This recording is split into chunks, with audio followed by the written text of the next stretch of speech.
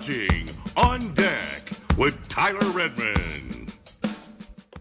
Welcome to On Deck. I'm Tyler Redmond. As always, thank you so much for tuning into the channel. I do appreciate it. Since you're here, do me a favor, like the video, share it to your friends, tell everybody that we are live right now talking about the Braves starting pitching and, of course, starting rotation. A lot to talk about there, but before we do, wanted to highlight something real quick.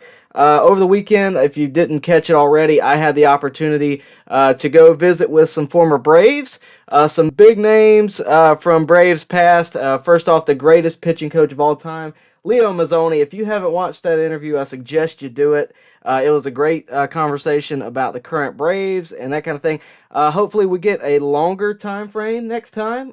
This go-around was just a quick, short interview, but he did talk about going into the Braves Hall of Fame this year, later on this year, and he got a little bit emotional. So I would suggest if you're a longtime Braves fan especially, go check out my interview with Leo Mazzoni. Also, we caught up with this jokester, Marquise Grissom, also, a.k.a. the man that caught the ball to win the 95 World Series.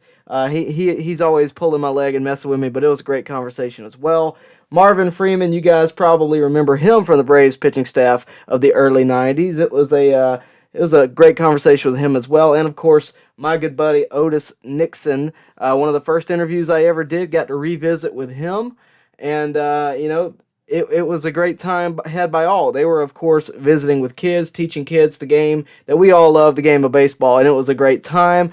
Johnny Estrada was also out there, so that means I got more interviews coming your way, hopefully later on this week. But make sure you tune in for those, and stay tuned for what's coming up soon. We do have more interviews as the year goes on. We'll have some more. Got one confirmed today, not going to tell you who, but it's going to be a fun one to do here in a few weeks. And, of course, I'll get that to you as soon as I can. Now, let's move on. I have not forgotten that baseball is in full effect. With that, spring training is in full effect.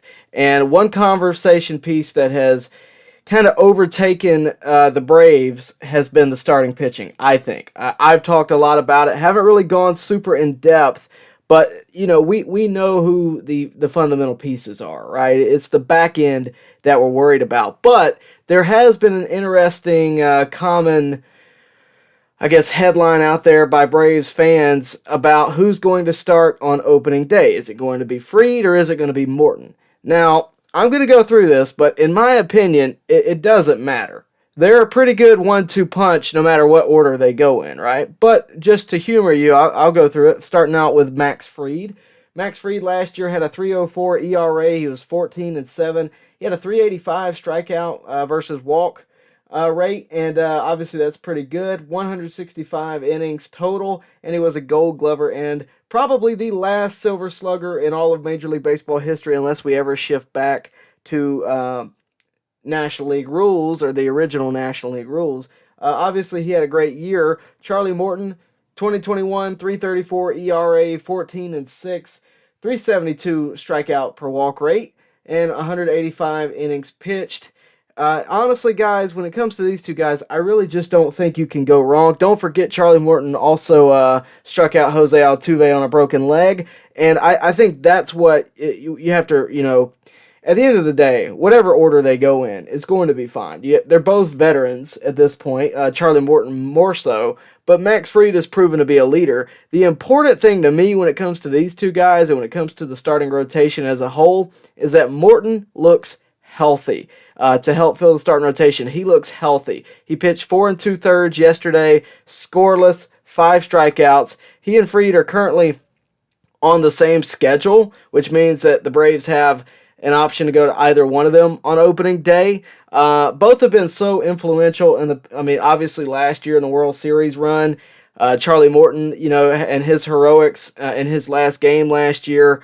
Whoever it is, Max Fried or Charlie Morton, it's going to be a good choice. But whoever, I'll tell you this, if you want to look ahead to it in spring training, whoever starts on Friday will more than likely be the opening day starter. That means their schedule will be on lock for opening day. They will be on pace to start opening day. So that's something to look out for. Again, Max Fried, Charlie Morton, I don't care either way. If you had to, if you put a gun to my head and ask me, I'm probably going Max Fried on that one because he did start last year. on opening day, so we'll see what it is. Now, in other starting rotation news, this kind of came out of nowhere last night from Justin Toscano on Twitter. Good follow, by the way. He's been keeping up with spring training a lot. I've been using a lot of his tweets to get information out there.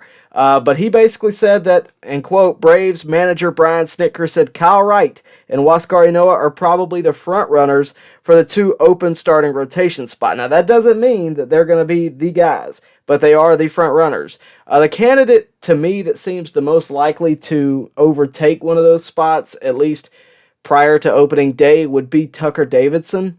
But right now it is Kyle Wright and Waskar Inoa. But Tucker caught a lot of attention on Saturday against the Twins. He had 3 innings pitched, 4 strikeouts, no walks. He looked good. The ball never even left the infield. I mean, he looked great on the mound.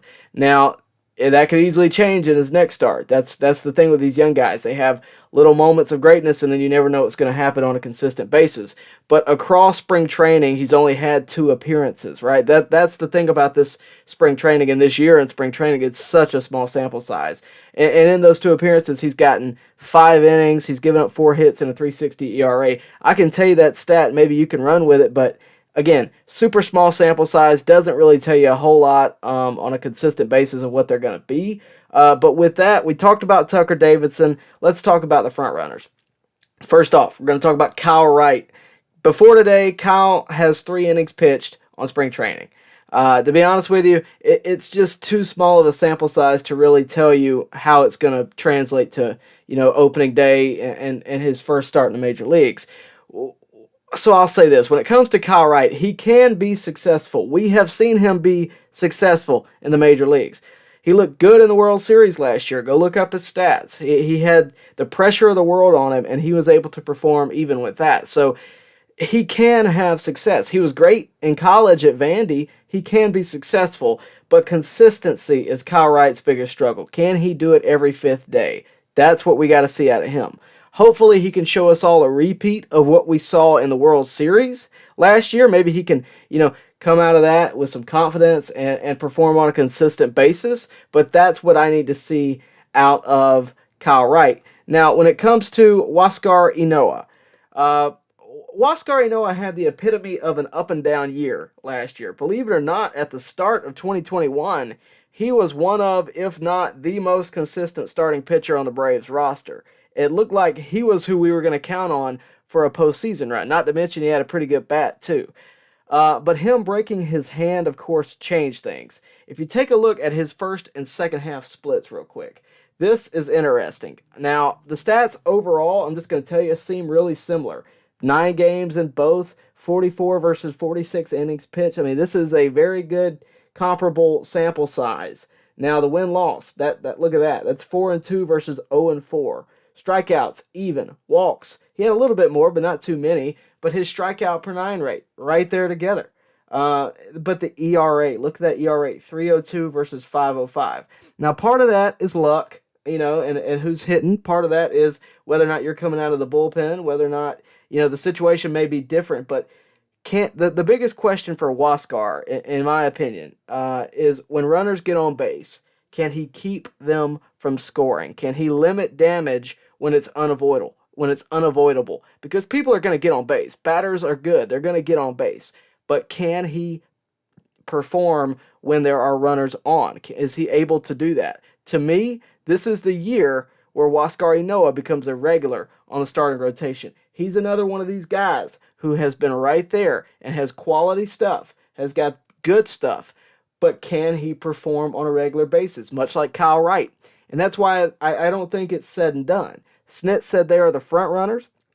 That does not mean that is the rotation. That does not mean that Max Fried, Charlie Morton, Ian Anderson, Waskar Inoa, and Kyle Wright will be taking the field all year long. I think it's going to be an ongoing competition between those 3 guys and Waskar Inoa, Kyle Wright, and Tucker Davidson, and you can add on all the other ones if you'd like to. Tucker Davidson, Tookie Toussaint. I would even throw in Spencer Strider, who had a pretty good day-to-day and flirted around 100 miles an hour a few times. I think it's going to be an ongoing competition for the starting rotation like it should be on the back end. And we have the pitching prospects. The back end of the rotation does not need a veteran lights-out approach. It can be competed over. And I think that's healthy for the team. I think it's good for the team. And I think it's good for these young players as well. Now, I'm not done. As many questions as I've brought up about the starting rotation, let me say, I am confident that this starting rotation, this pitching staff as a whole, will be successful in 2022. We have talked extensively about the bullpen and how good it is on paper. I think it'll perform well. I think, there's no reason it shouldn't, based on what we've seen out of all those guys within the pen. Now, out of the guys out of the starting rotation, the front three are solid. The back half, a little worrisome for a lot of Braves fans. Not for me personally. I have a lot of trust that these guys will find their groove, and if they don't, we'll move to the next guy, and maybe he will. I really think that competing over it and seeing what we have and developing those guys at the major league level is the best option for the Braves. Now, if those guys don't make it, guess what? That's what the trade deadline's for. But those three front starters will be enough to at least keep the Braves in competition going into the trade deadline. And at that point, if you need to adjust, Alex Anthopoulos will be right there. We all know what he can do at a trade deadline. So whoever the odd man out is, whether it's Kyle Wright, Tucker Davidson, Waskar Inoa, and you can throw in Kyle Muller, Touki Toussaint. Those guys are still competing at the major league level in spring training. More than likely, somebody's going to be sent down. Touki Toussaint was already sent down. I think you may see Kyle Muller sent down or even Tucker Davidson, depending on what happens. But there are options for these guys. There are opportunities for these guys. And like I said, Tookie's already been sent down to minor league camp, but it's a long year. 162 is a marathon. There's a lot of innings to cover. I think we're going to see all these guys at some point. Maybe not Spencer Strider. I think they may keep him down for a year because, like today, like I said, he was flirting with 100 miles an hour a few times, and he struck out 2, but he also walked 2, right? I think they may want to continue to develop him, and he's going to be such an influential talent that I think they're going to want to raise him slowly and really hone in on what he can do before they just bring him up to the major leagues, right? I think that's what they're going to want to do there. But they're for Tucker Davidson, for Kyle Muller, for those guys that are right on the edge of the major league level, there are a lot of options. There's long relief options. There's just bullpen option, whatever the case may be. When you have 2 guys on the back end of the rotation that aren't necessarily going to put up the numbers that the Braves are looking for, I think that there are plenty of opportunities to support the pitching staff, whether it be in long relief, whether it be in a spot start. There are opportunities for these guys. And it may be that, they're brought up and sent back down a couple of times. But the important thing is the innings that need to be covered will be covered by one of these guys. I have, a lot of belief in that. And, at the end of the day, major league experience for any of these guys is valuable experience. And they may be in Gwinnett all year long, so they can get regular innings on a regular schedule if the Braves really want them to develop in that fashion, which they very well may. But the important thing is that the Braves have options when it comes to the starting rotation. All right, so now that we got that out of the way, appreciate you guys. I know it's kind of a longer monologue tonight. Going to talk to you guys with a Q&A like I always do. Thanks for tuning in. While you're here, guys, make sure to like the channel. That always helps me out an absolute ton. And, it really does. By the way, you guys have been great when it comes to just watching the channel and tuning into the channel. You guys have shown a lot of support. And I really do. Of course, we'll have a clipped version of this tomorrow morning if you want a 5-minute version to be able to digest. But we're going to go as long as you guys want tonight. So make sure you get your questions in. And, of course, Super Chats get priority. That's just how it is. Can't help it. If you're dropping money, I'm going to drop a comment, I promise. All right, so let's talk. Let's see. William Fulgham, he's already talking about Spencer Strider. Spencer Strider's going to catch a lot of attention this week, but Strider looked real good today. Still maybe a year away from the starting rotation. That's where I'm at with Strider. I've obviously followed Strider since he got drafted a few years ago. This is a guy who at that time looked great in college, alongside like Bryce Elder. They were drafted in the same class. Those 2 guys looked great in college, and you felt like it's not going to take them as long to develop, right? And I think Strider on a lot of other teams would be called up this year. On a team that is counting more so on prospects or rebuilding. If he was within that roster, I think he'd already be called up. But for the Braves, you got a lot of guys that have earned that slot. You know, I look at Tucker Davidson, who started a World Series game last year. I look at Kyle Muller, who's put in the time. I look at Kyle Wright, who's been up and down over the years. They've earned that slot. He's going to have to prove himself, to be elite. I think for maybe another year, maybe half a year, right? But I think they're still going to want to develop him. And I think he's still a little too young to maybe put in the major leagues and count on necessarily, and put him, in that spot. But I do think he's got a ton of potential. I think he's going to be very influential in the years to come. And obviously, it was fun to watch him today. Let's see. RLP says, let's get those likes up. Listen to him, guys. Get those likes up. I always appreciate that. Stud says he's really curious to know how Soroka will look coming back from injury. Stud, I thought about asking Leo Mazzoni that, to tell you the truth, when I interviewed him. I did not, just because it wasn't really the time for it. Because Leo credits himself on not getting pitchers injured, but Leo's type injuries are usually arm and elbow injuries. I really thought about, what do you do with a guy like that tore his Achilles? Because I'm going to be honest with you, it's not something I'm very familiar with. It's just not. The Achilles injury is something that I don't know much about. I don't know what the recovery is. Obviously, last year we expected him to come back and be a fundamental part of the postseason run, and he was unable to. So we'll see what happens. I don't think we need to put too much pressure on him. I think at some point, he'll be competing. I think he'll be competing alongside Kyle Muller, Kyle Wright, Waskar Inoa for a rotation spot. Maybe he comes in and he just gets some innings in relief to start out, right? I think they'll slowly develop him in. And honestly, to be honest with you, we don't know what he's been able to do. We don't know what kind of workouts he's been able to do. We don't know what kind of stamina he's going to have. So we'll see. We got a super chat, so I'm going to move on. But Stud also says, Will Smith, those likes. Gonna leave it at that. Thank you. All right, so the super chat's from Robert Gall. Thank you so much. How many chances does Tookie get? Guy has been around forever and never does anything. All right, as much as I can see your point, you have to understand that's part of the development, right? Tookie has shown good stuff. He has had his moments where, he's had his moments where he's looked good. And then other times he gets rocked, right? And there's no other way to put it. Kyle Wright is in a similar boat there.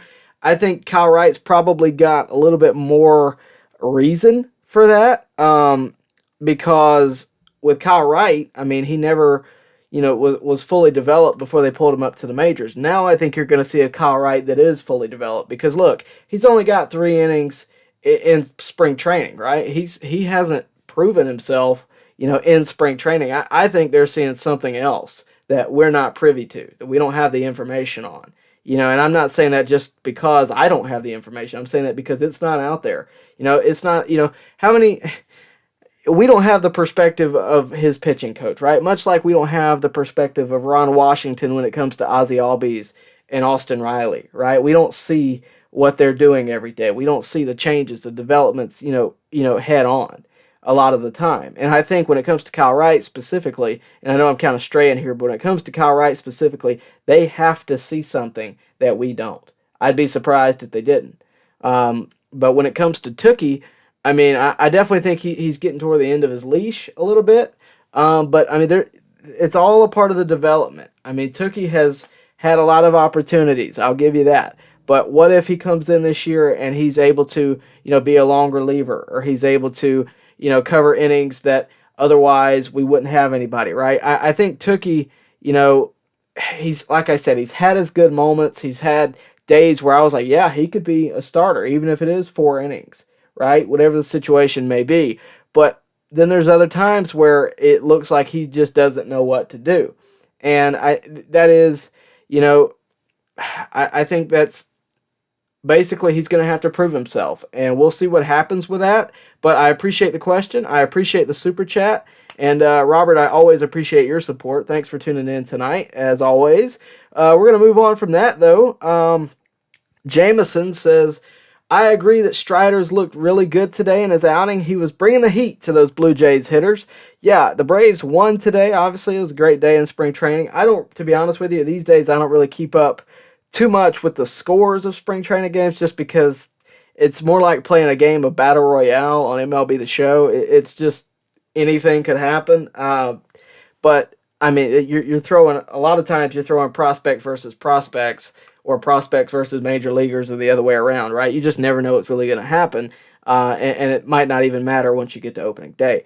Now, Strider was looking good, and by all accounts, he's gotten a lot of attention about it. Tucker got a lot of attention on Saturday. I think Tucker even got highlighted on MLB.com along with some other prospects that look good on Saturday. So I think, ultimately we're just going to have to see over time. I really think the first part of the year is going to be a time, like a testing site in a lot of ways, and not just for the Braves, for a lot of teams, because it's such a jump start. It's such a short, spring training and everything about, it's so short.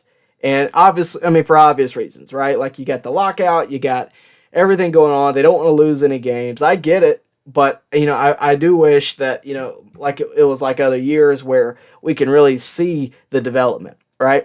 A couple years ago, we saw Marcell Ozuna, go from not really hitting to popping off right at the tail end of spring training. We've seen pitchers be able to develop and find their movement on their fastball, or, they're dropping their curve, whatever the situation is. We've been able to see that over recent years.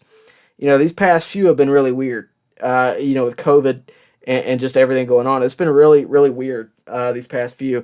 But, that's the thing, man. I mean, if Strider's looking that good and Waskar Inoa and Kyle Wright struggle, you never know. I mean, there at one time, it felt like Ian Anderson was being called up too early, right? And then look what he's become. So we'll see. But, yeah, I think he's a year away. And if he comes up this year, he's at least a year away from being an influential part on a consistent basis, I think. He's got the stuff, though. He obviously is determined. Anybody throwing 100 miles per hour and able to locate it, is going to impress. But we'll see how it translates for sure. Rick Prada says, good evening and go Braves. Thank you very much, stud. Funny thing is that was the first time I ever heard Leo Mazzoni's voice. Leo Mazzoni is one of the most knowledgeable people when it comes to pitching. Like, in my opinion, and I say this, and I think I could back this up against anybody, he is the greatest pitching coach of all time. I don't see how it's even debatable. He was a fundamental part of the World Series run in '95. He was a fundamental part of the 14 straight division titles. He practically raised up Smoltz and Glavine, and obviously he contributed to some of the success of Greg Maddux as well, along with Steve Avery. It's just, he's one of the greatest minds when it comes to pitching.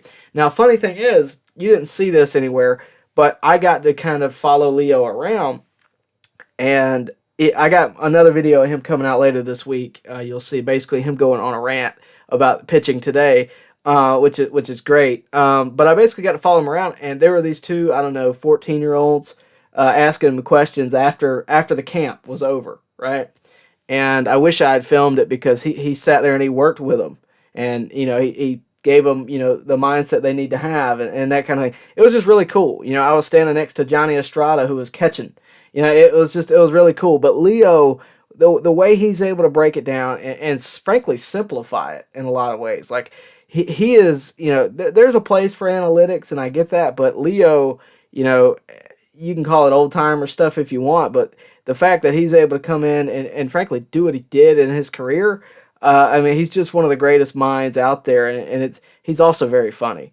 I have a couple of interviews with him. If you like that one, there's an older one that's a little bit longer, talking a little bit more about his career and Bobby Cox and even Chipper Jones and all the big three as well. It's a little further back in the channel, but I'm sure you can find it.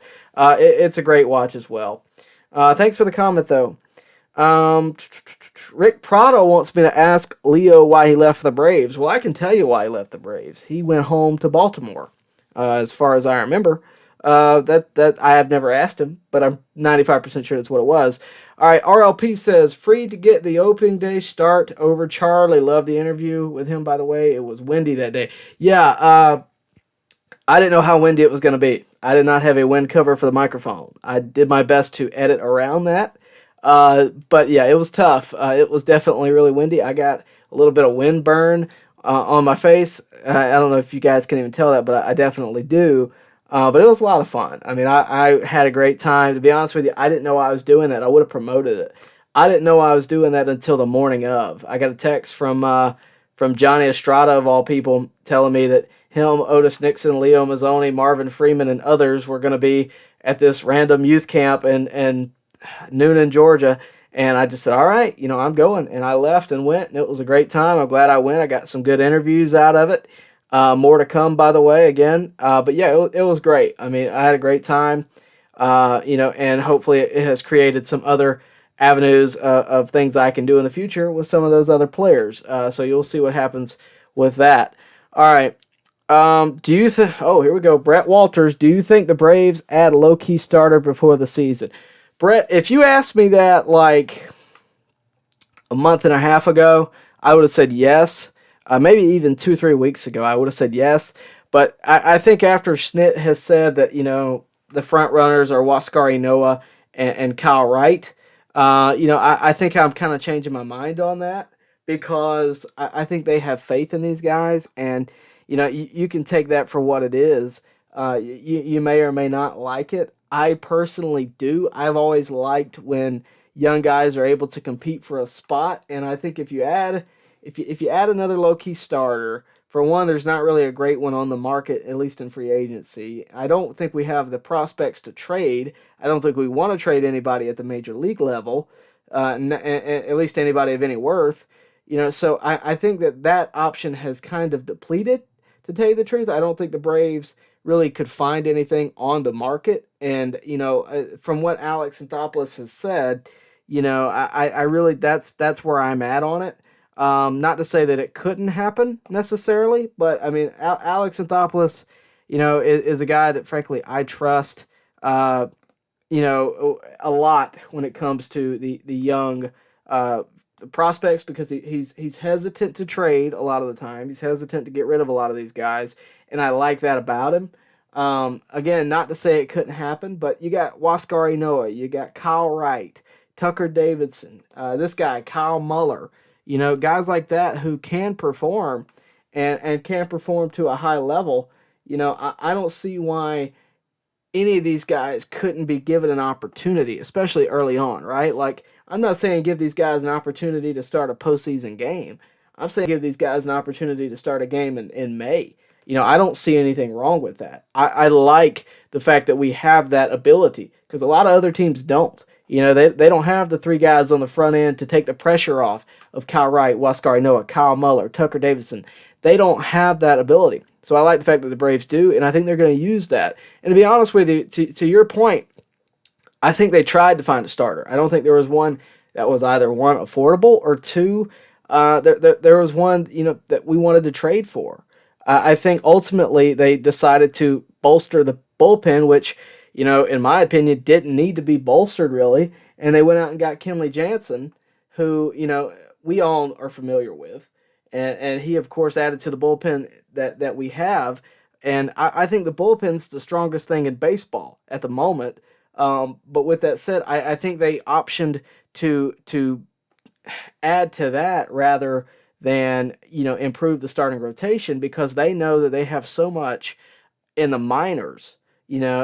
Our strength in the minor leagues right now is the pitching. I know we got Michael Harris and Drew Waters, but our strength is in numbers. We have a lot of guys that could potentially fill those spots. And, the reason I know our minor leagues have depleted a lot with the Matt Olson trade, and over the recent years in general, because they've all come up to the majors. Waskar Inoa, he's a guy that was throwing 100 miles an hour a few years ago, much like Spencer Strider. I thought he was a future closer, and he turned into being, a starting, he lowered his velocity a little bit, controlled it a little better, and he became a good part of the starting rotation at the early part of last year. You just never know who's going to be, a guy that carries you for a month or two, right? You just never know. And I'll be honest with you, I didn't expect it to be Waskar Inoa last year at all, and he was able to do that. So I think, it is what it is. But that's where I'm at. I don't think we add a low key starter. I mean, maybe. To be honest with you, I've seen has Julio Tehran been signed yet? I've seen that conversation be had. I wouldn't be mad about that necessarily just to cover innings, but even then, I mean, I'd rather you just give the shot to a minor leaguer.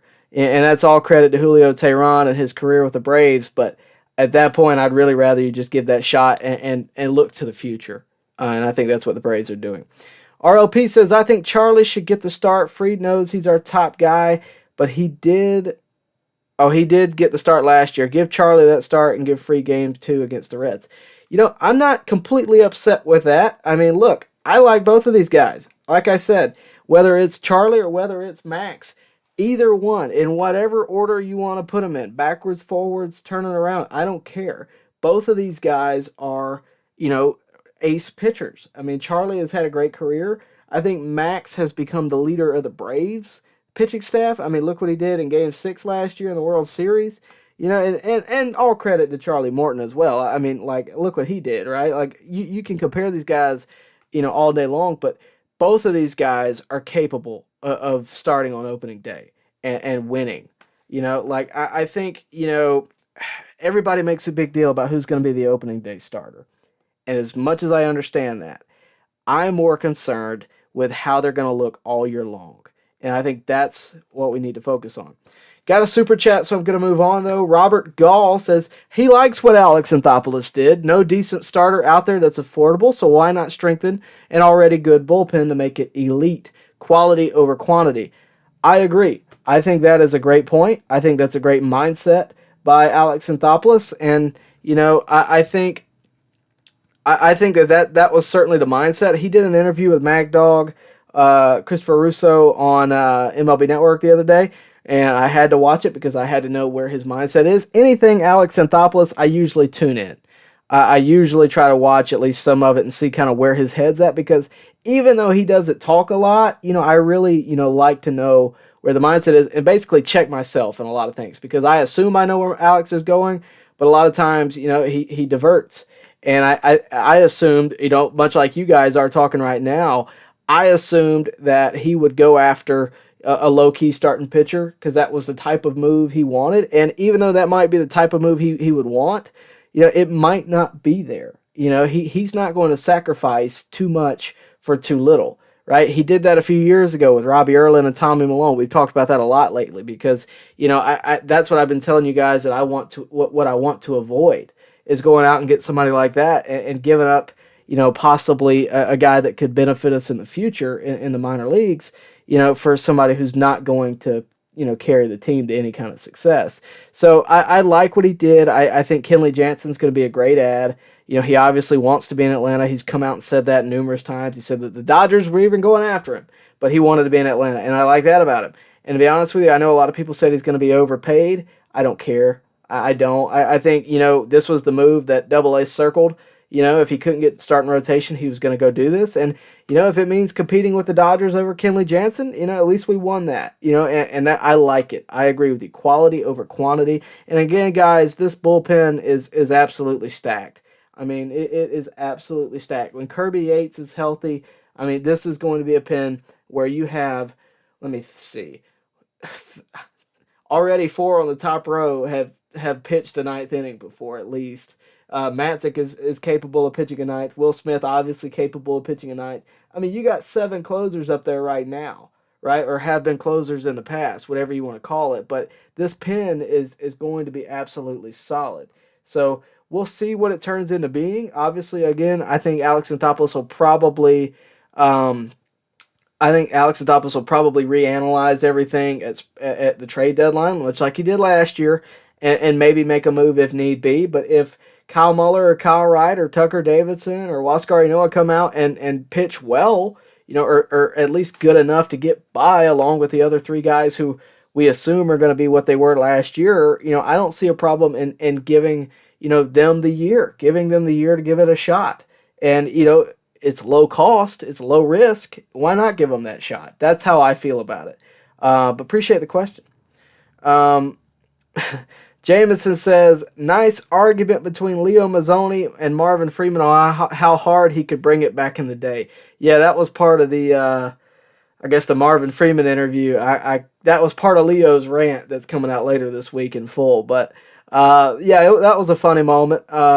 Leo said that Marvin Freeman used to throw 92, and Marvin Freeman corrected him and said he threw 94, and he has video evidence. I don't know what the truth is. I haven't seen the video evidence. I'd like to see the video evidence. What I can tell you about Marvin Freeman, and I don't have the video here to show you, so you need to go look in the interview.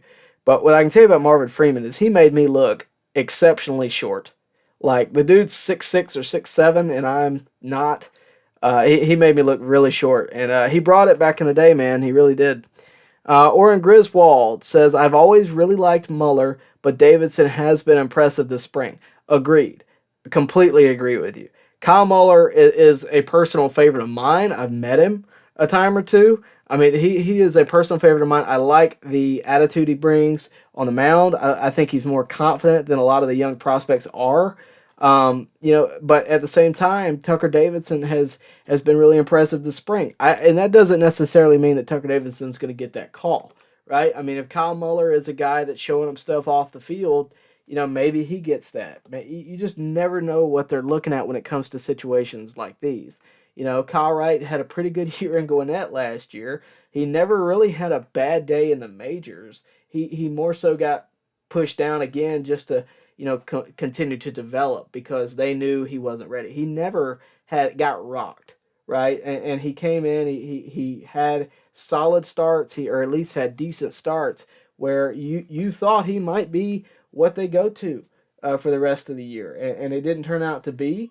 But at the same time, I mean, he's a guy that was really good last year, in Gwinnett, and he might get that call. But again, like you said, Tucker Davidson, been really good all spring. And that's why I think you have so many options, right? You have a ton of options when it comes to, the Braves spring training this year. Yeah, especially starting pitching. I mean, you have a ton of options out there in terms of the young pitchers.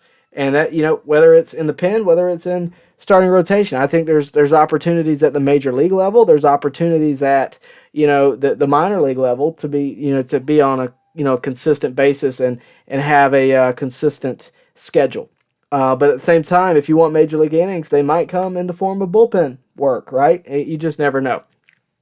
Good question, guys. Do me a favor, like the video since you guys are here. I do appreciate it. It helps me to get to a broader audience and, of course, improve the chat as well. And it obviously rewards me as well. So make sure to like the video before you leave. And, of course, check out some of those interviews as well. We are not done yet. I'm going to answer as many questions as you guys give me tonight, just about. I'm going to cover as many of them as I can until I just can't anymore. So get them in. If you have a super chat, do appreciate those. But obviously no pressure, but they will get priority. So make sure to do that. And we do appreciate you guys tuning in. All right, let me see. Oren Griswold says, also seems like Fried has added a little velocity to his heater this spring. Now that would be interesting. I don't know that for sure. It wouldn't necessarily be surprising. But it would be interesting to know that just because he's already been really good over the past few years. No surprises there. But, if he's added even more to that, I think that would be, obviously great. I mean, like, if he can improve these numbers, I mean, I don't know how, like a 3 ERA for a starting pitcher is really good. 14-7 win-loss record, not bad at all. 385 strikeouts per walk rate. I mean, like, if he can improve those numbers, then I'm all for it, and I think adding to your fastball is only going to help you. So I haven't noticed anything in particular, to tell you the truth, but if that is true, then I think it would be great. Jameson Meza, sorry, you're in a conversation. Caleb Cox, are you making a bet with me, Caleb? Olson's first pitch on opening day is a bomb, $10. I feel like I should take that bet if that's what you're doing. I feel like I should because the chances of that happening are so slim. But if I do that, I'm running the risk of not looking good. So I'm not going to do it. But if somebody else wants to take him up on it, that'd be funny. Strictly losses. Do you see Kyle Muller coming out of the pen? I do. I really do. Obviously, we've been talking about the starting rotation. And all of what's going on with that. But I definitely see not just Kyle Muller, but I see I see Tucker Davidson. I see, any of those guys that aren't getting a shot at the starting rotation immediately. I think, some of those guys are going to get a shot in, within the bullpen. And there's nothing wrong with that. I mean, there's just not. It's major league experience. And again, nothing wrong with that at all. We did a video last week, the opening day locks. I suggest you go look at it, where we talked about the starters and who's starting for sure and who's competing. Here you go right here. Here's the starters on the left. We know that for sure. The competing ones, no surprises. Kyle Wright, Kyle Muller, Tucker Davidson, and Waskar Inoa. We didn't know what the Braves knew. We didn't know who they were looking at. We didn't know who they were, who was the front runner necessarily, but we knew who had impressed all spring, and we knew the context clues behind everything. And honestly, for right now, this is what I'm sticking with. I know Snick came out and said that, it's going to be, the front runners are Kyle Wright and Waskar Inoa. I get that. Of course there's going to be front runners, but I think all of these guys are competing, and I think all of these guys right here are locks. I really, truly do. And I'm not just saying that. I think whether or not they are, starting or whether or not they're just on the pitching staff in general, I think they will find a role, especially if you got 4 and 5 unanswered. You never know when you're going to need a guy. Let's say Waskar Inoa starts and only pitches 3 innings. You don't want to waste your pen. You don't want to waste, quality, not to say quality pitchers, but you don't want to waste quality innings that your bullpen could give you when you could take Tucker Davidson and stick him out there for 3 or 4, right? And I'm not saying that's the role Tucker is going to be given. I don't know. I just think that all of these guys could find opportunities on the roster. You can't convince me otherwise. And I think they're all locks for opening day, and I think you guys obviously should go check out that video. It was a good one, but we'll see. Jameson says Charlie Morton was dealing yesterday. Honestly, he was an easy Sunday after... Sorry, I can't keep up. Charlie Morton was dealing yesterday. Honestly, he was in an easy Sunday after rocking chair and had all the Tampa Bay Rays guessing what was coming. Yeah, I mean, I think Charlie somehow or another continues to, get better with age, I guess is the way to put it. I mean, when we got him last year, I was like, oh, okay, cool. We're getting a former Brave. We're getting, Charlie Morton, who had a couple of good years a few years ago with the Astros and the Rays. I mean, this is great. I'll be honest with you, I didn't know what we were going to get out of him. I didn't know that it was going to be what we got. I certainly didn't know he was going to win a World Series on a broken freaking leg. That's for you wrestling fans out there. If you get it, I'm proud of you. But we didn't know all the, what he was going to do. We just knew that this was a solid pickup by Double-A, and a former Atlanta Brave also. So we didn't know what it was going to be. I'm not saying I'm surprised that that's what it was. But at the same time, I mean, this guy came in and performed to a level that, I think a lot of people were surprised by. And I'm not just saying a lot of fans, I'm saying people that, no offense to you guys, but are educated in the sport, guys on Major League, on MLB Network, on, I think a lot of people outside of, the Braves fan base and outside of the Braves media were surprised at just how well Charlie Morton did, and I'm not saying that I'm completely no, I completely expected this. I didn't know what we were going to get. But we'll see. We'll see what happens this year. He obviously, guys, I know he looked good, this last start, and that's wonderful and great. But just remember, it was only 4 2/3 innings. It's a small sample size. I'm not saying I'm not rooting against him for any type of way, but I'm just saying it is a long season. We'll see how consistent he is, because remember, also with Charlie Morton last year, that the beginning part of last year was rough. It took him a while to really get in that groove. I went to a game where he absolutely blew it. I mean, it was just run after run. I can't remember who they were playing against, but it was rough. I remember that one well. So I'm not saying that's what it's going to be. Just you don't expect these guys to be World Series caliber players, early on in the season necessarily. It might take them a while to get back in the groove. They might be playoff hungover. You've heard all those, crazy things. We'll see. Tyler Dempsey, I like this. Charlie is a grown man. He can handle not opening. Let Fried pitch. That's how I feel. And not necessarily in the same sense of how you put it, but I feel very similarly, because to me, I feel like Charlie's had his time, right? And I'm not saying that like his time is over. I think he's still got a year or two left in him for sure. But I think he's had his time of success. I think he's had his time of being the number one, right? Fried is a guy that, the Braves are counting on to lead them into the future, right? And I think to show your confidence, if you're the Braves, you give Fried that start. That's me. Again, don't really care because I think, again, they're a great 1-2 combo no matter what, but I agree with you there. I really do. We'll see.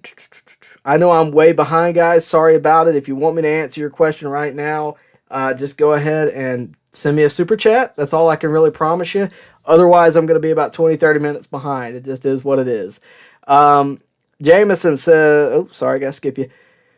Oren Griswold, this is the best young rotation in MLB. I feel like these 5 to 6 rotations ahead of us are going to start showing their age this year, and meanwhile, our guys are just getting started. That's the thing, right? Like, we just won the World Series, and it was on the backs of a lot of young guys, and not just in the field, in the starting rotation. Obviously, Fried. Obviously, Tucker Davidson, who was a part of the World Series starting rotation. Ian Anderson, who we haven't really given enough credit to because there's a lot of talk about who's going to be the opening day starter. This is a guy who is arguably just as good. I mean, or definitely will be at some point. Like, I mean, he's a guy who, he obviously isn't throwing as many innings over a season, but he's a guy who has great stuff on a consistent basis. It's just whether or not he can go in terms of length. He was also hurt a lot of last year, right? And he came back in time for the World Series, and that was awesome. But this is a guy who's great as well. We have, I like what you said, the best quote-unquote young rotation in MLB. And I don't know, I definitely think on the front end that's true. Now, when it comes to the rest of these guys, there's no telling.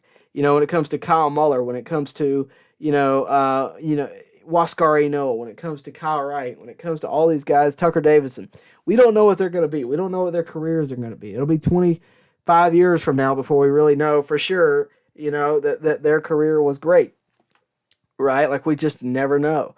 But at the same time, I think the Braves are doing the right things, to get ready. That's how I feel about it. I like your opinion. I definitely think, some of these guys are getting older. I mean, look at, from the Dodgers, look at Clayton Kershaw, right? I mean, Clayton Kershaw couldn't even pitch last year, in the postseason, and neither could Max Scherzer. And a lot of people have said that contributed to the Braves winning. Maybe it did, but the Braves had their share of struggles too, and I think we're all aware of that. But, Clayton Kershaw is showing his age a little bit, getting hurt. Max Scherzer's got a dead arm, and I think you're right in a lot of ways. I definitely do, and I definitely think that the Braves are built to last for a long time, without a doubt. All right, Tyler Dempsey wants to know an exact ETA on Soroka. I can't give you an exact ETA. I'm no doctor. What I can tell you is that, like Oren Griswold said, it's going to be around the All-Star break. That's what they're saying. But also, if it's not, don't rush him back. I think that even if he's not ready to go by the All-Star break, they'll probably put him on the roster prior to the deadline for the postseason. Like, there comes a time in August where if you're not on the roster by this time, you cannot be added. And I think they'll probably put him on the roster in some capacity if they can live without an extra pitcher, just to have him there, for the postseason if need be, if he's ready to go. Knitter, I hope you're behaving today, says, I think Sean Newcomb is being forgotten about, and he's looked good this spring. Yeah, I think so too. He's a guy that I picked as a lock the other day. If I can pull that up in just a second. He's a guy that I definitely picked as a lock within the bullpen because he actually hit arbitration the day I made that video, and they're paying him. And he's getting time in the minors, or in spring training, rather. He's a guy, another one of those guys that's just been so up and down. He's just in the pen. I think at this point, ultimately, I think at this point, like, when it comes to Sean Newcomb, I think, he's one of those guys that's competing, but he's competing for the bullpen. I don't think he's going to compete for the starting rotation. I think we're past that, right? I think he could be one heck of a 1-inning guy, maybe even a 2, but I don't think he's a 5-inning. And we've seen, like Tookie, we've seen those shots of greatness. He had a couple of good years early on, but now we're at a time where we can't really afford to wait on him anymore. I like Sean Newcomb. He's had, some really good moments with the Braves. I was at the game where he almost threw the no-hitter I was there for that. I think he had like 2 outs in the ninth or the eighth or something, but I was there. And, I really hoped that Sean would perform on a consistent basis. It just hasn't happened in terms of a starter. But in terms of a in terms of in the bullpen, I would agree with you.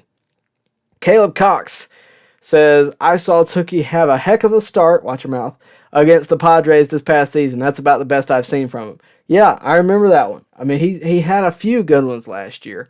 So we'll see what happens. I think he's a guy that can eat innings. I think he's a guy much like, he's on the older spectrum compared to Kyle Wright, Kyle Muller, Tucker Davidson, Waskar. I mean, he's definitely on the older spectrum, but he's a guy that can eat innings, and he's a guy that on occasion can perform at a great level. So we'll see.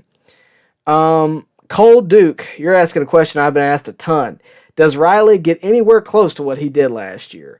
You want to know what a lot of other people want to know, and I appreciate it. Austin Riley is a guy who I picked early on, a lot to do with, frankly, this video. I was at his first game. This was the first homer. I picked him years ago to be successful. I thought, this was like the guy of the future. A lot of others didn't. I got criticized.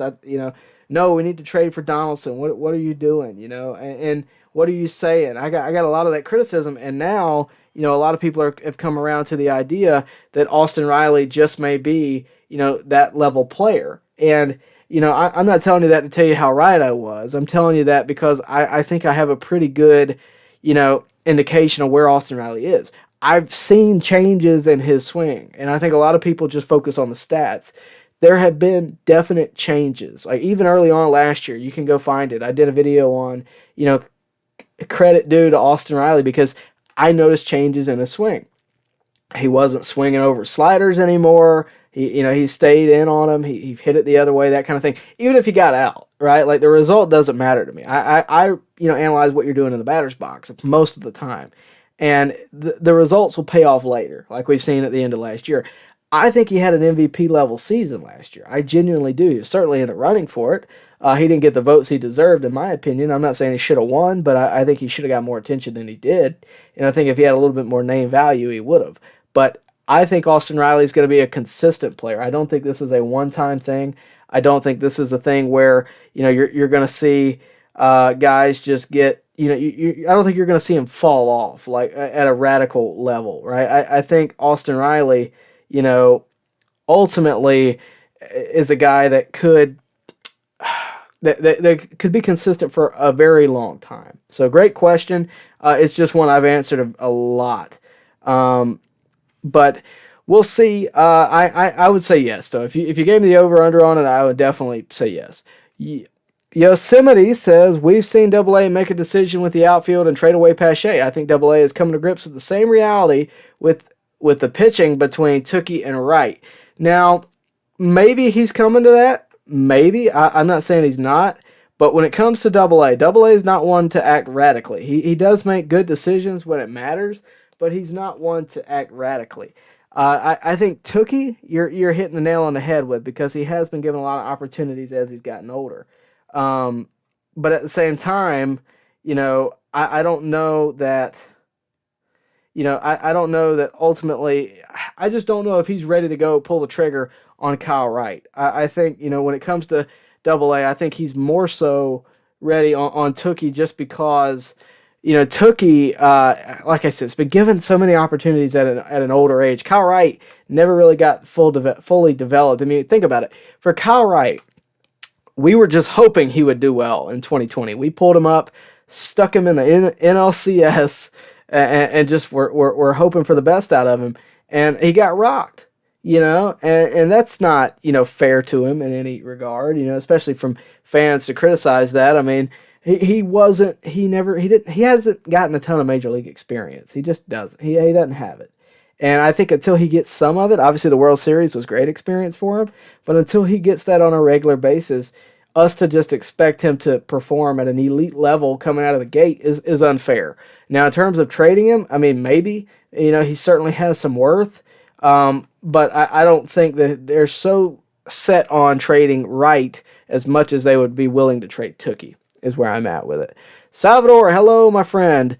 Mark says Tookie equals Tehran. I don't know if I agree with that. I think they're two different players, and I think, to be honest with you, Tehran was a little bit more consistent on a regular basis. I think they're very similar. I think they have similar stuff, maybe, but I don't think that they're equal to each other at all. Let me see. Yosemite, you can never have too much pitching, but Braves got a lot of young arms, especially arms projected as starters. Agreed. Completely agree. And I think that's kind of the problem. I talk a lot about clogs and systems. And, I think that when it comes to the Braves, you have a lot of guys that can be starters, but you only have 5 spots, maybe 6, right? And if you're flirting with, they've mentioned the idea of a 6-man rotation. If you're flirting with that idea, Tucker Davidson's going to fit that, perfectly. And again, look, I don't know that that's what, that's the way it's going to go for sure, but I definitely think that they certainly do have a lot of arms that are projected to be starters, and they got to figure out how they're going to give all of those guys a chance to win. Oren Griswold, we're going to have a very crowded rotation. Maybe that's a video, because I always do the crowded outfield video. Maybe a crowded rotation video it needs to be on the way in the next year or two when Muller, Wright, Davidson, and Strider are major league ready. Can't hold them down forever. Yeah, I think you're right. And to be honest with you, I think that you very well might have a crowded rotation right now, whether we know it or not, because they're talking about a 6-man rotation, right? So I think with them you have. Think about it. You got, again, Fried, Morton, Anderson, Kyle Wright, Kyle Muller, Tucker Davidson, Waskar Inoa, Tookie Toussaint, Spencer Strider, Bryce Elder. And you didn't even mention Bryce Elder. No, I'm not picking on you. Just didn't mention. Like, we have a lot of guys that could perform right there. And that I just listed like 9 or 10. And in 2 years, they're going to be there. They're going to be ready. So they're going to have to figure out who's it going to be and who can we trade to get some value back. But it's not a problem. Or if it is a problem, it's a good problem to have. Yosemite says, I don't think Contreras gets enough ABs to have a breakout year. D'Arnaud is going to get most of the work behind the plate this year, and next pending injury or trade. Well, the thing about Contreras, right, like the thing about, the catchers as a whole is Contreras is not going to be at the major league level this year. I don't think. Because you got Manny Pena. We've talked about this a time or two, but you got Manny Pena. And with Manny Pena, you're paying him $8 million over the next 2 years. You're not paying Contreras that. They obviously don't have a ton of faith in Contreras just yet. And I'm not knocking Contreras. He's just a young player. They relied on him a ton last year. And I think that he didn't show them quite what they were looking for behind the plate. To be honest with you, I think he was the one that was going to be scheduled for that trade to Oakland.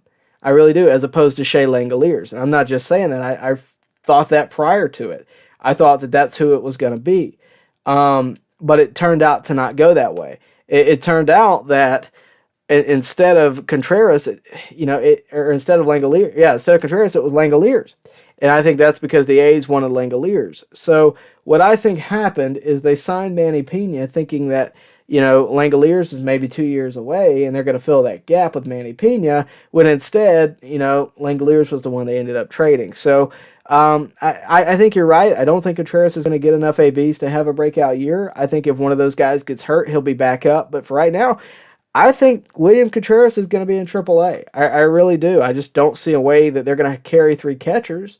Maybe early on it could be a DH. I haven't quite thought about that, but I don't think that that's going to be the case. I think right now what you're looking at is actually Alex Dickerson taking the outfield, early on when Acuna's hurt. I think that's what you're looking at. So I don't know. I really think he's going to start in AAA. I really do. So we'll see how it ages. But right now, I just don't see how that's going to be. Let me see.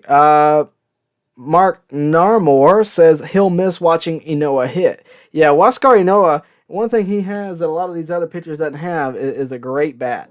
That is something that he definitely possesses. And it's something that I think, ultimately, it's something that is going to be missed, obviously. Like, I think pitchers hitting as a whole is going to be missed. And, that is what it is.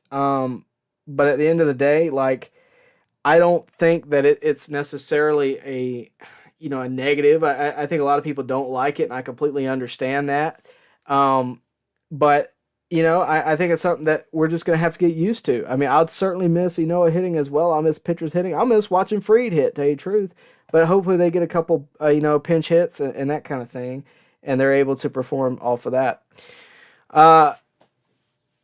Jameson, hearing about that Leo Mazzoni wants to make sure young kids have the fundamentals of pitching down even after the camp got done. Yeah, I mean, he literally he wants to make Leo Mazzoni. The cool thing about Leo Mazzoni, and nowadays, right? Like the cool thing, and I really encourage you guys to go check out that interview if you haven't already. It was a great conversation with Leo Mazzoni. The cool thing about Leo is that even now in his older age, he travels, much like he was doing the other day. He travels, making sure that, these guys, these young ball players, not only, have the fundamentals of pitching, but also, have the fundamentals, to be able to not get hurt. And I think that's what, I think that's what a lot of these guys miss. A lot of these coaches, he calls them dumb coaches, and I think it's hilarious because he literally goes on rants about it, and it's great. It's honestly great television. It's going to be great entertainment for you guys later this week because I am going to post it. But he feels passionately about this, and it's something that I really appreciate him for. But beyond that, I mean, beyond that, I think when it comes to Leo, he's an absolute he's a Braves Hall of Famer for a reason. He knows his stuff. And like Miguel Freca says right there, Leo Mazzoni is a legend. He's so cool. His philosophy is the starting pitchers must throw over 260 innings by the end of the season. I think his philosophy is something that, has kind of aged out, unfortunately, and that's, like I said, unfortunate. But I think it's something that baseball should circle back to. If it was up to me. Let me see. Andrew the Beast says, "Hi, I just subbed." Andrew the Beast, I do appreciate it. Tell your friends and tell them to sub too. And hopefully you like the video. So guys, since I'm talking about it, like the video, subscribe to the channel, hit the bell for notifications so that you know every time I go live. I do these live streams a good bit and talk baseball with you. So it's obviously a good subscription, especially if you're a Braves fan or if you're just a baseball fan. Miguel Freca says, "Please no Tehran." Oh man, really? I'm just kidding. I get it. DL Max, the obvious number one with no DH. It's dead even with Morton with a DH now, though. Yeah, I mean, with the DH, it's going to be different for sure. With that, Sam Potts asked for expectations on Ozuna. I'm going to have to skip that for just now. Just because we have a super chat. Frey Moore dropped a super chat and I did not see it. I do apologize. A+ off season from AA, repeat champs hype. Yeah, I mean, I definitely think the Braves have a good shot at winning, at winning it all. I mean, I really do, because you have a lot of players returning. You have a lot of players that, aren't going to get the credit they deserve. And, that is what it is. But I personally don't think that the Braves are going to get enough attention about it. I mean, now they're starting to get all the attention from, national media, and that's wonderful and great. But, I think when it comes to the Braves and, the repeat idea, you have a lot of returning players. You have Acuna, you have Soroka, you have Kirby Yates at some point now, Ozuna. I think the team on paper is better. Now, will they gel together like what happened last year? Who knows? But there's really no telling. I truly don't know that's going to be the situation. We'll see. Sam Potts, when it comes to Ozuna, I think the expectation for Ozuna is 2020. I mean, maybe not to that level, but I think he's going to have some streaks like that where he performs like that, and I definitely think he's determined. Let me see. David Surley says, "Did you hear that Luke Jackson is hurt and hasn't pitched all spring? He's got forearm tightness." Well, the good thing about that is that the bullpen is loaded, right? That's the good thing. I mean, we can manage, I think, with this pennant, right? So ultimately, like obviously we're wishing Luke the best, but if he's not back and ready to go, then I don't think that's necessarily going to diminish the Braves completely on the bullpen side of things. We'll see though. All right, let's see. I got to kind of rush. I'm not going to rush through these, but I am going to try to speed through them because I know I'm super behind. Thanks you guys for tuning in. I always do appreciate it. DL says Ozuna will have a 787 season OPS. You know what? We'll see. We will see. Yeah, DL says, no offense, but Jackson is probably the weakest of the top 7 arms, so I'm not too worried. Yeah, but isn't it good when you can consider Luke Jackson the weakest of your top 7? The fact that we even have a top 7, I think that's kind of ridiculous. Skylar Baker says, I don't think Kenley is closer material anymore. Really? Let me see. Even if we put him in the setup role, he won't perform well. I don't think he's a team player. I think he's more of a team player than you're giving him credit for. And the reason I say that is, all this talk about him wanting to be in Atlanta. He could have probably taken more money in LA. I think that, team player is something that, from an outsider point of view is kind of hard to say, right? Like, we're not there. We don't know. We don't know what kind of relationship he has with Ozzy, who, by all accounts, has, they're great friends. I don't know if, team player is really the way to look at it. I think you're more so, you're more so looking at who can perform when it comes to, tough situations. And Kenley's proven to be able to do that. Look, it wasn't too long ago that he led the National League in saves in 2020, right there. 3-time All-Star. His career speaks for itself.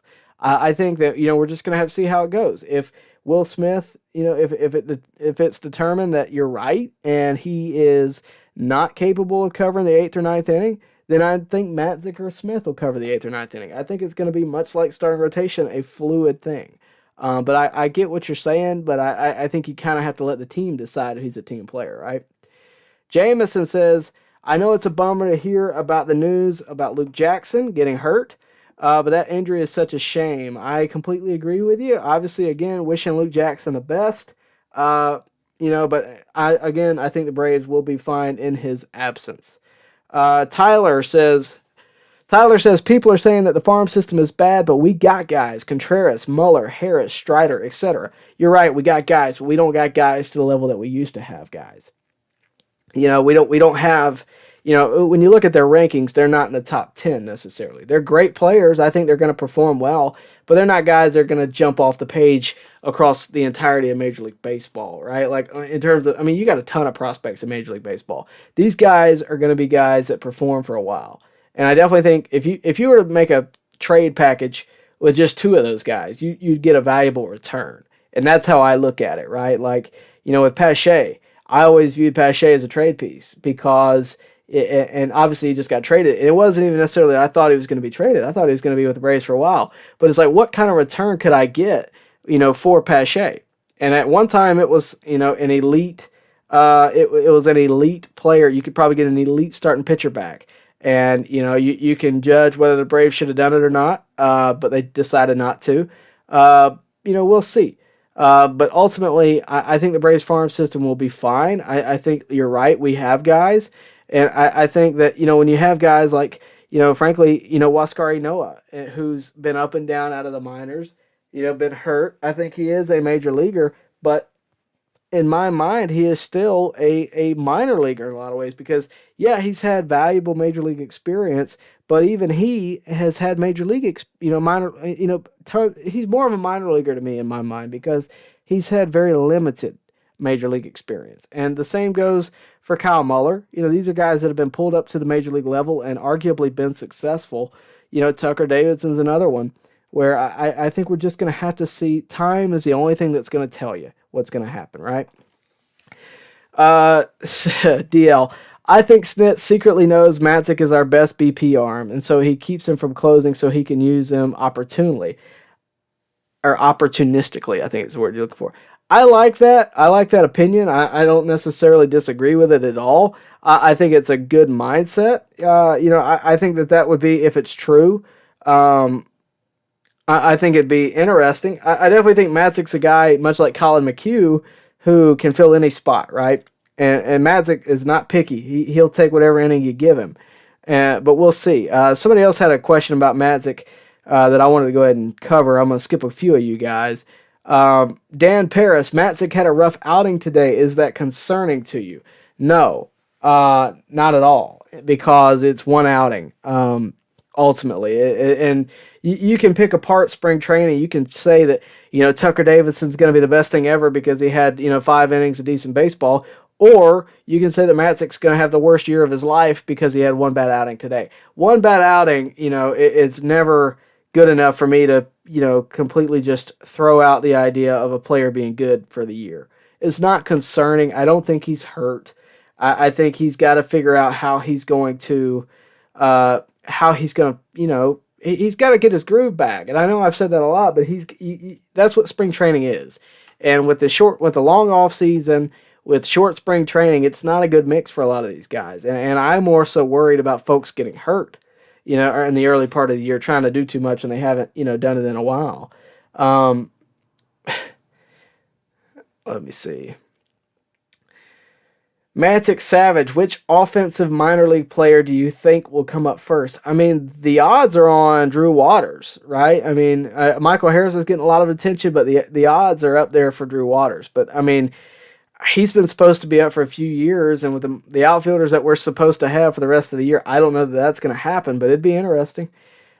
Show enough, good to hear from you, man. It says, I hope Soroka has a successful comeback and Ozuna picks up where he left off. Want to see how Olsen starts his Braves career, and watching for great offense from Albies, Swanson, Riley, Duvall, and who else? I'm just kidding. Yeah, I mean, I definitely think that it's going to be a fun year, and obviously when you have a team that won the World Series, the next year you're going to have all those expectations, and that's a good thing, right? Expectations are a good thing. We'll see. I got a super chat. Robert Gall coming in with the big money tonight. AA does a lot of work on players as a whole before he brings new guys in. I doubt Kenley's issues with his role. He wants to win. I definitely think that AA decided that he is the closer, or that was the initial, this is what we're going to do. Obviously, they had the conversation with Will Smith about it, and they got the, not to say the approval from Will Smith. They can do whatever they want to do, but, I think that they certainly talked it over, and they decided as a whole that he's going to be a closer. But that doesn't necessarily mean that he's going to be the closer the entire year. We'll see. But at $16 million, I think he's the closer. Zachary Goff, you're asking a question I've answered a few times too. Rosario or Acuna lead off when Ronnie gets back? I think Acuna loves that spot so much that it's going to be hard to keep him out of it. I don't think you're going to want to keep him out of it. I think you're definitely going to want, Acuna in the spot he's comfortable in. But at the same time, man, I use this word every time this topic comes up, but Rosario is the quintessential leadoff hitter. I mean, he is the perfect leadoff hitter. He'd be fine in the 9 hole, maybe, to flip it over, maybe even in the middle of the order. I think Rosario can be used in a lot of different spots, but I think he's a guy that can get on base and set up well for Olsen and set up well for Acuna after that, maybe Riley, Ozuna, Duvall. I think that would be, if all emotion was out of it, if all, personal feelings about who wants to be in what was out of it, I would definitely go, Rosario, Olsen, Acuna, Riley, Ozuna, and going from there. And I'm not going to, I'm not looking at it in depth right now. I'm just telling you, kind of just talking. But, I think that, when it comes to everybody, when it comes to what the Braves have, they have a very diverse lineup now. I wish they had a little bit more on the lefty side.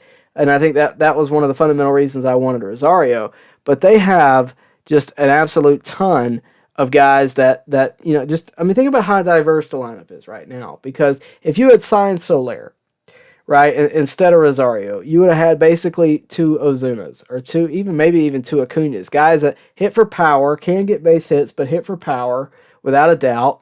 230 average, that's Ozuna to me. I think when you throw in Rosario, who, by the way, postseason hero, all that, but when you throw in him, you add diversity to the lineup. And diversity in the lineup is important because it makes a pitcher work a little harder to figure out how in the world he's going to get you out, right? That's important. And I think Eddie Rosario offers that. We've talked so much about Eddie Rosario this offseason. It's been fun to talk about. I'm glad that they made the right decision in bringing him back. They heard it here first. Just joking. But they definitely they definitely did what I wanted them to do in bringing Rosario back. That was definitely a Tyler Redmond choice as well. Prior to that happening, I really wanted Rosario back, and I'm glad it happened. So I think that, when it comes to the lineup, it's going to be a great offense without a doubt, but I think we have so many options in the different orders it can go. But I'm putting Acuna at leadoff just because that's where Acuna wants to be, but I think that might change. And I only say it might change because of how successful Rosario was last year, and like I said, the type of hitter he is. And at the end of the day, if the Braves have the best chance of winning with Acuna leading off or Acuna in the 3-hole, I'm okay with either one, whichever it is. That's, again, up to the manager and up to the players and how they decide to do it. Ultimately, it's up to Brian Snicker. So we'll see how it goes. Tyler asks, is Strider MLB ready? I know he throws gas, but is he a good pitcher right now? Is he a good pitcher? Yes. I still think he's a year away, though. He's got gas. Obviously, the 100 miles an hour is what everybody's going to talk about. But he can locate. The only thing about it is, like today, he had 2 strikeouts, but he also had 2 walks. I said that earlier. I think, when it comes to Strider, he's got to get consistent, and he's got to be, I think they're going to want to raise him a little bit more. Great question, though. David Surlees, I think I got your name right. Kurt Angle reference. You get a gold star, David. Thank you for that. Appreciate that. Jameson says, he's talking to somebody, never mind. Oren, I like Rosario in the 9-hole. See, I just mentioned that. And let Acuna stay in leadoff. Hopefully he'll have runners on base when he hits more often that way. I think he can definitely rack up on the RBIs, but I like Dansby in the 9-hole too. And that's what I mean when we have so many options. I think Dansby's a great... I think Dansby is a great 9-hole hitter. I think he's an RBI machine, and I think he could probably get 100 RBIs from the 9-hole. But Rosario could do it just as well. So I don't know. I think we'll see how the team develops over time this year. But we'll see. I mean, the team could look completely different after the All-Star break. We don't know. I mean, there's no telling, right? So we'll see. Skylar Baker, are you as happy as me that Joe Buck doesn't announce the Fall Classic anymore? Happy is a weird word to use there. I will say this. I don't hate Joe Buck. I really don't. I don't even dislike Joe Buck. I think he's fine most of the time. The one time he aggravated me, and he turned out to be right, and I'm still aggravated by it though, is when Freddie Freeman hit the last homer of his career with the Braves. And he said that that's possibly the last homer as a Brave. That aggravated me. It still aggravates me because I think it kind of ruined the moment in a way. I think it should have just stayed that moment with that team. But I wouldn't say I'm glad necessarily. I don't really care. I'm more concerned about the game on the field than the broadcasters broadcasting it a lot of the time anyway, especially when it comes to the Braves and the World Series. But, there's so many different options that, you could go with. But no, I'm not necessarily against it. Against anybody really, but I think, with Joe Buck has a way of ticking a lot of people off across multiple sports somehow or another, and that is what it is. But, I think ultimately, I don't know. I think ultimately we'll see how it goes this year. I'm more dislike the fact that Matt Vasgersian's gone from MLB The Show. Map, hey Tyler, what do you think about this former Cardinals pitcher signing with the Braves today? His name is Seth Elledge. He asked the Cardinals to release him, and the Braves signed him an hour later. Well, I actually didn't hear about that, so I'm going to look it up now. But what I will say about the Cardinals is, how about the Cardinals going out and getting Albert Pujols, guys? I really like that move. I wish I brought it down. I wasn't thinking. I got a home run ball by Albert Pujols up there. I am an Albert Pujols fan. I hated the fact that he went to the Dodgers last year. I was really hoping he'd go to the Cardinals last year, and he made it back to St. Louis this year, and I think that is something I think that's something that you know, is going to be at least fulfilling for the end of his career, and I think that's great. I think it's great for the people of St. Louis, and I think it says maybe something about what the Braves could do with Freddie in the future, possibly. Not to say that's a guarantee. But the Cardinals, you brought up Seth Elledge. He's got a 4.63 ERA across 11 games. It looks like he's a reliever. Nothing to be too excited about necessarily. I was thinking it might be a starting pitcher, but no. Nothing to be too excited about, but not a bad pickup. I mean, why not pick him up? You're probably getting him fairly cheap. And he's not a free agent until 2028. Now, I don't know what the contract is now, but the fact that he asked the Cardinals to release him is interesting. Mab, hey Tyler, since Freed, let me finish this and I got a super chat. Hey Tyler, since Freed is our only proven lefty, shouldn't we start Morton so we can start righty, lefty, righty? Isn't that better than starting lefty, righty, righty, righty? Maybe. You know what? I haven't really thought about it that much. Like I said, I don't care either way. I think Snit will have the final, the final choice there. But I mean, like you said, I mean, if that's what's better, then that's fine. But personally, I think Charlie Morton, it needs to give that spot to, probably needs to give that spot to Freed, in my opinion. But we'll see. Zachary Goff, that was my next question with Ronnie leadoff. Where does he go? I think 8 or 9 will be good to give Ronnie runner on base. Yeah, I think 8 or 9. I would probably put Rosario in the 9 hole if he's not leadoff, and I put Dansby in the 8. But that's where I'm at. I got a super chat though, so I got to skip down. Daniel Fowler, good to hear from you, man. Been a while. A few days ago, I asked about your collection. Buying an Aaron ball this week. What site or sites do you recommend? I don't recommend any site. I don't buy online. I just don't. Unless it's like a Facebook group or something like that you can get C of A and stuff. If you're going to buy online, do it through like a proven source like MLB.com or something. But I just don't trust sites. There's so many different fakes out there. I'll tell you what, Daniel. I don't know if you're from the Atlanta area, but I'm going to give my friends a free plug if you don't mind. Go to BP Sports. It's in the Cobb Antique Mall. It's in Marietta. Okay, those guys have done a lot for me. Those guys have done a ton for me. Thanks, Matt, for being on the ball there. Appreciate it. But I would recommend going to them. They got good prices. They have all that stuff. BP Sports. I'm going to put it in the chat for you. BP Sports in Marietta. Those guys, it's again in the Cobb Antique Mall. You will find a great price. Now, that's only if you're in the Atlanta area. I really don't recommend a site. I just don't. There's none out there that I completely trust, and I don't want to give you bad information, but that's what I would tell you. I don't use sites. Don't waste your money and get a fake. It's happened to me a time or two. Don't do it. Do not do it. Get you one that is certified, especially when it comes to somebody as high dollar as Hank Aaron.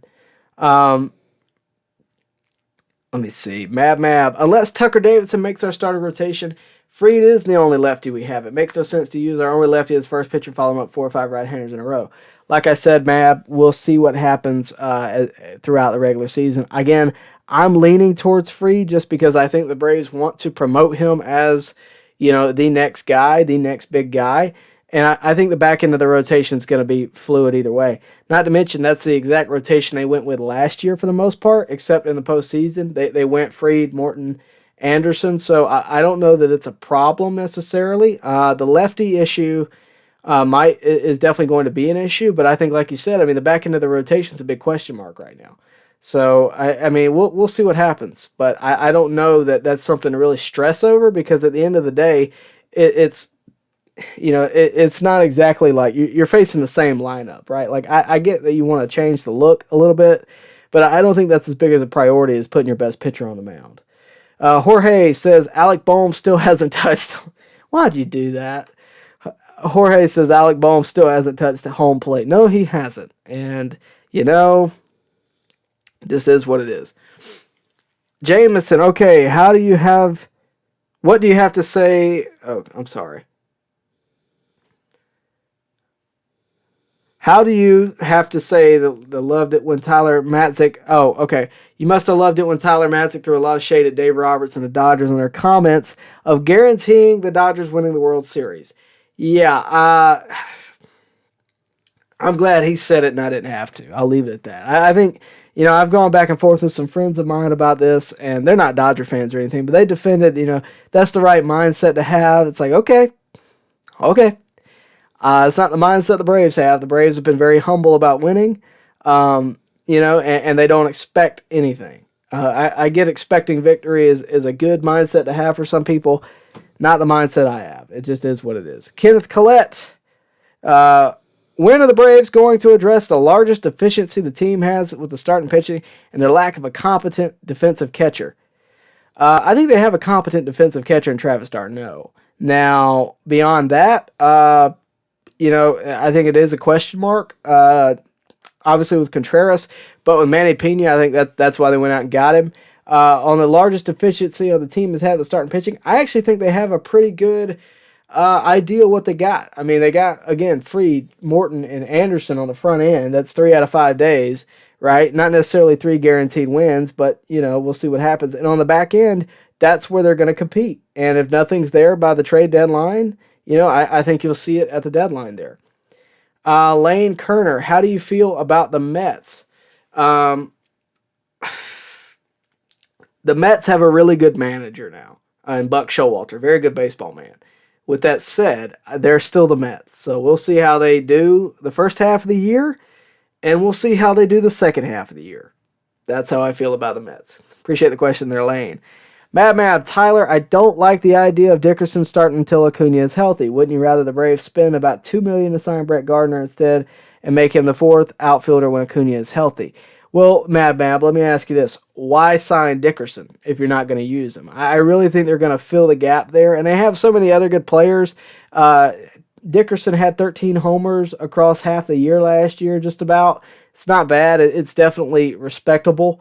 Brett Gardner is a good player, and I get that. I just don't think that that's where their head's at.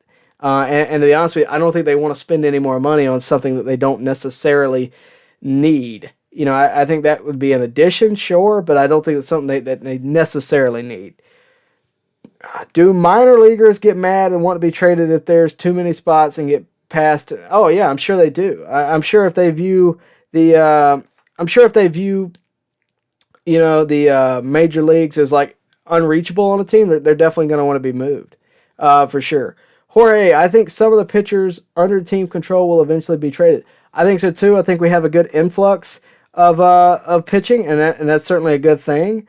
But at the same time, at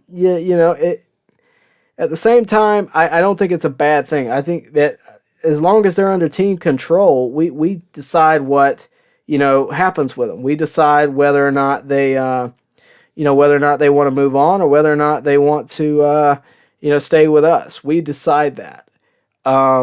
Matthew says, "Hey Tyler, did you see Will Smith angrily smack Chris Rock on stage during the Oscars? It was definitely real. The Fresh Prince belongs in WWE." Yes, I saw it. It was all that they were talking about at work today. It was literally the entire morning. That's all I heard about. We reported on it all morning long. It was entertaining, I'll say that. I don't know how much. I don't know what I think about it just yet. But appreciate the question. Danilo Ican, hey, do you think AA might be willing to trade more of our prospects now that we don't have any in the top 100? I don't know what the mindset is going to be, because when it comes to the prospects right now, sure, we don't have any in the top 100, but doesn't that mean you want to keep some too?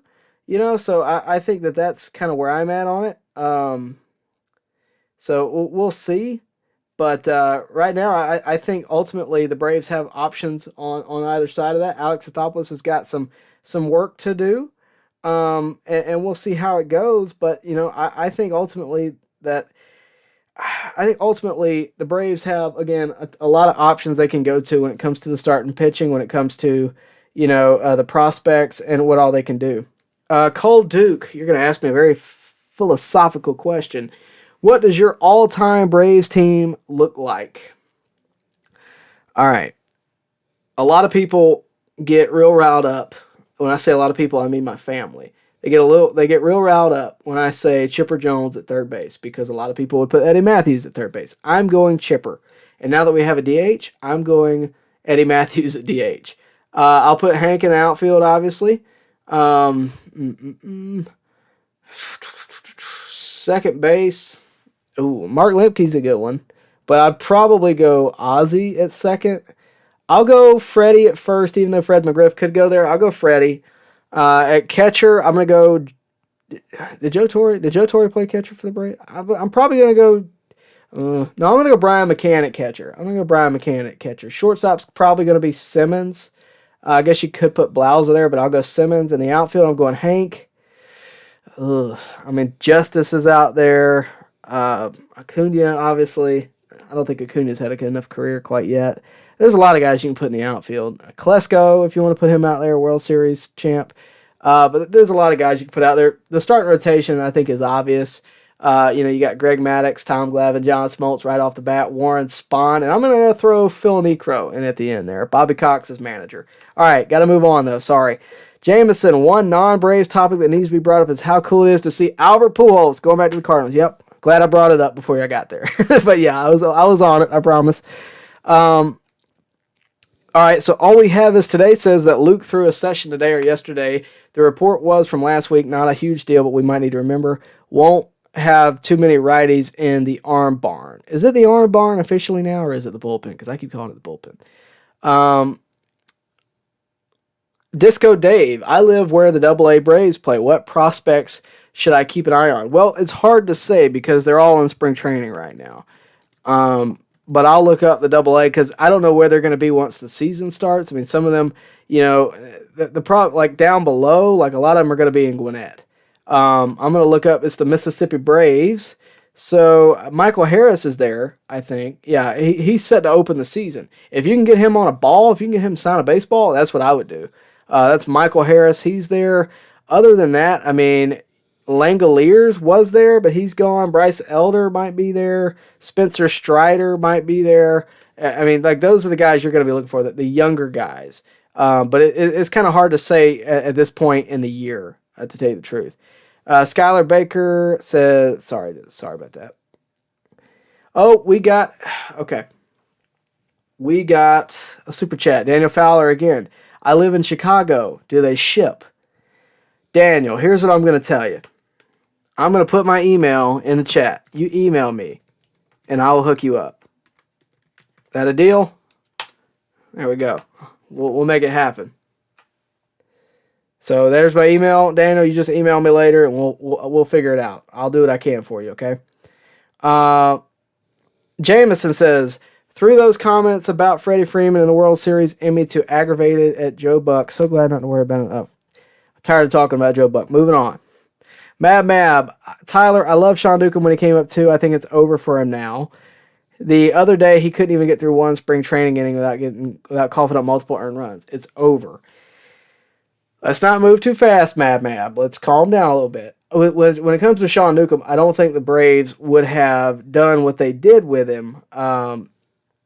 Would have done what they did with him, honestly, in terms of arbitration. I definitely don't think it's over. I think that, the time may be coming to an end, but I don't think it's over yet. Bill Gates. Hey, T, the Braves are usually balling on a budget, and if you were the GM and you could only sign Max Fried or Austin Riley, which do you sign? I'm always, you're putting me in a corner here. If it's up to me, I'm always going to go with the pitching because pitching is always valuable. Third base can be replaced. It just is what it is. But I love both those players for sure. Jorge, do you think the Field of Dreams game should be a yearly event? I think it should be easily a yearly event. I think if you could do more, that would be awesome. But, we'll see what happens there. Skylar, you're right. How did I miss Andrew Jones? How did I miss him? How did I miss him? I'm so sorry. Yeah, Andrew's definitely my center fielder. Hank's probably in right.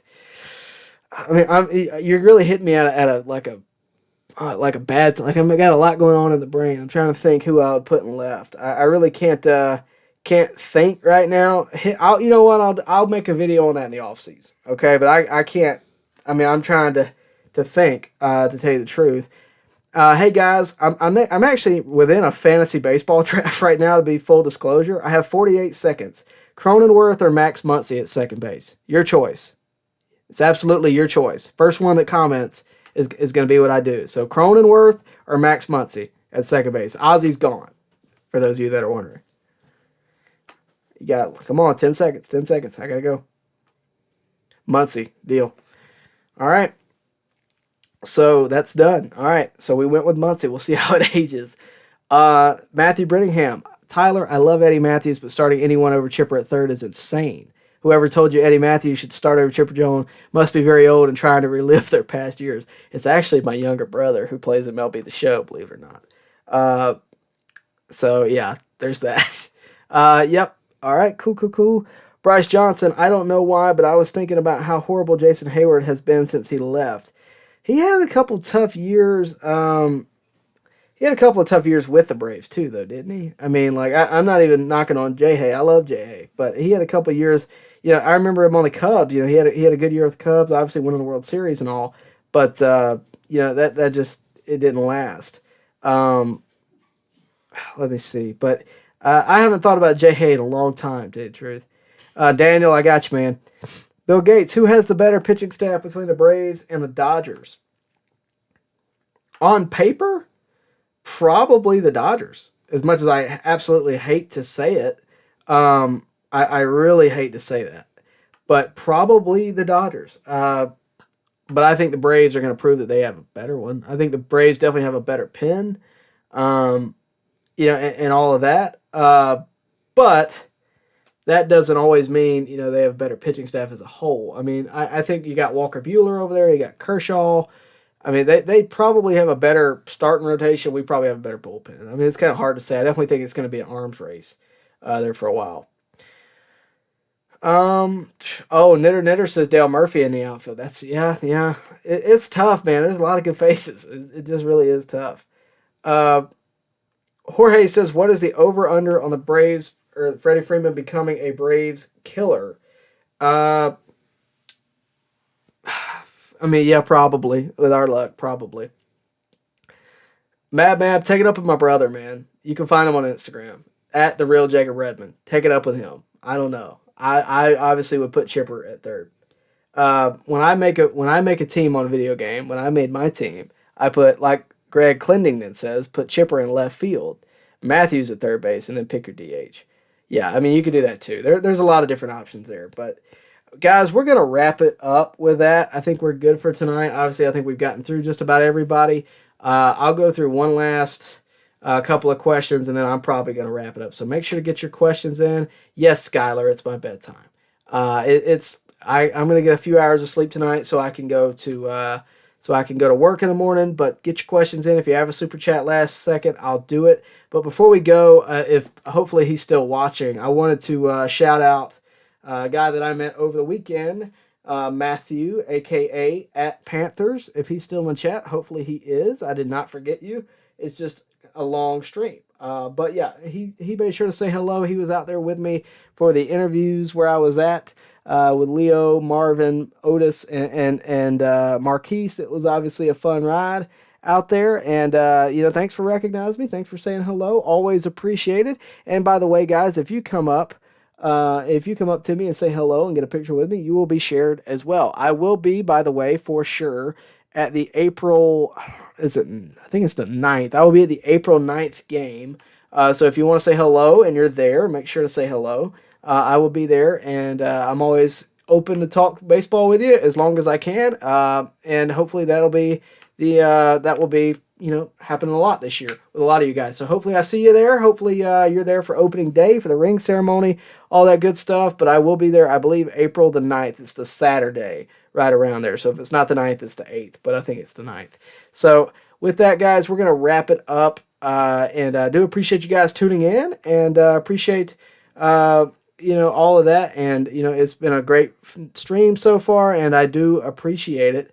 I know I know it's been kind of a long day for you guys, but I appreciate you guys tuning in. Well, by the way, on your way out, like the video. Again, we will have a shortened version of this on, in the morning, and I'll get it to you as quick as I can, like a 5-minute version. It'll be a little bit more digestible, and of course, you can share that with your friends as well. Get your friends to the channel, like the video, like this channel, subscribe to the channel, hit the bell for notifications, and all that good stuff. I do appreciate it, and we'll see you next time right here at On Deck.